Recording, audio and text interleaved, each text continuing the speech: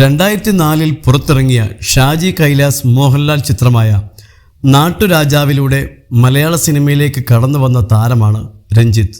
കുറഞ്ഞ സിനിമകൾ കൊണ്ട് മലയാളികൾക്ക് ഏറെ പ്രിയപ്പെട്ട താരമാകാൻ അദ്ദേഹത്തിന് സാധിച്ചിട്ടുണ്ട്.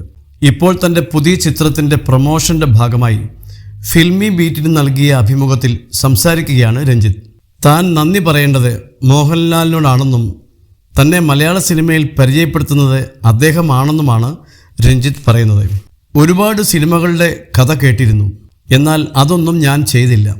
എൻ്റെ ആദ്യ മലയാള സിനിമയിൽ എന്നെ പരിചയപ്പെടുത്തുന്നത് അദ്ദേഹമാണ്. ഷാജി കൈലാസ് സാറിൻ്റെ നാട്ടുരാജാവായിരുന്നു ആ സിനിമ. എന്നെ അദ്ദേഹം ഫോൺ വിളിച്ചപ്പോൾ അന്ന് ഒരുപാട് സന്തോഷം തോന്നിയിരുന്നു.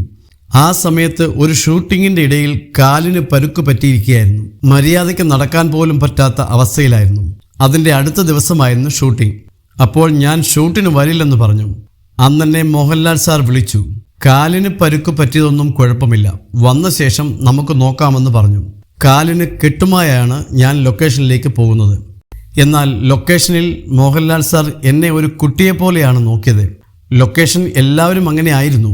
ഷാജി കൈലാസ് സാറും ഒരുപാട് സഹായിച്ചു, രഞ്ജിത്ത് പറഞ്ഞു. ഒരു ഇടവേളയ്ക്ക് ശേഷം രഞ്ജിത്ത് മലയാളത്തിലേക്ക് തിരിച്ചെത്തുന്ന ചിത്രമാണ് കടകൻ. നവാഗതനായ സജിൽ മമ്പാട് സംവിധാനം ചെയ്യുന്ന ചിത്രമാണ് ഇത്. ദുൽഖർ സൽമാന്റെ ഉടമസ്ഥതയിലുള്ള വേഫറർ ഫിലിംസ് വിതരണത്തിനായി എത്തിക്കുന്ന കടകൻ മാർച്ച് 1 തിയേറ്ററുകളിൽ എത്തും.